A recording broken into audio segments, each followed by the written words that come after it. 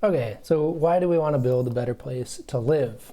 Well, it all started when we went on a vacation with my family to my hometown in Wyoming, and we had just an amazing time, super relaxing, super peaceful, super productive. And then we came back to California, where we currently live, in Oakland. And it was just all these low-level stresses that come with living in a city. And we started to feel them as soon as we got into California, as we sort of went into Tahoe, Reno area.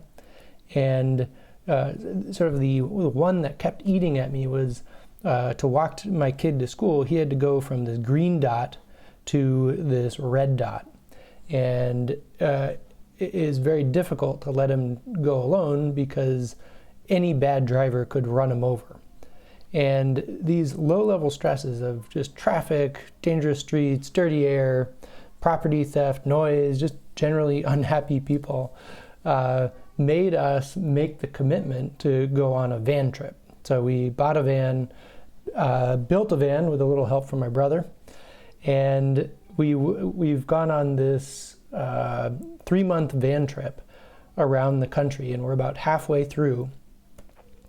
And we've seen a lot of different neighborhoods, and it's informed us of how we want to live and how we don't want to live. And so we've gone through the rural ranchettes, which are these 5 to 10 acre parcels in the middle of sagebrush where people have their own home, but you can't really grow anything, and very isolating. We've gone into the Michigan suburbs where you have the town area on one side of a big plot of land, and then you have these little subdivisions where people have their own septic tank and have their big yard, big house. But to get groceries, you got to drive 10 minutes. To get coffee, you got to drive 10 minutes. We just saw a bunch of different neighborhoods, everything from Manhattan to those super rural Montana ranches. And we saw how working class people live, and then we started thinking also how people would live if they didn't have the monetary constraints of having to afford a house or land. And we can look at some of the wealthiest people. This one is George Washington's Mount Vernon residence, and I'll just go through a couple of these, but you can see big houses and big common areas is a common theme. Here's the Kennedy compound in Massachusetts, I believe. Big houses, big common areas. Here's the Wolfenson residence in Wyoming. This is the Snake River, but big houses, big common areas.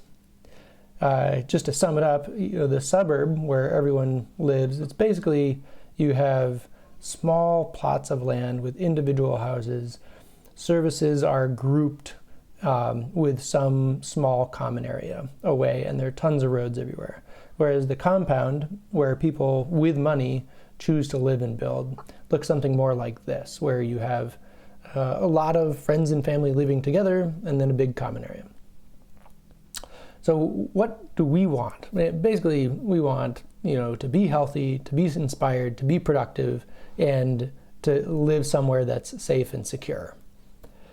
And so if you think about this in the terms of rural and urban living, you have the rural piece, which provides the peaceful, clean air, privacy, sort of outside of city constraints. But then you also have the amenities of a lot of these compounds have cooks, and you have your friends and family close by. And so what I want to build is a place that combines the best parts of rural and urban living to create what my brother named Arcady, which is an old Greek state near Sparta, which comes with the understanding of an ideal rustic paradise.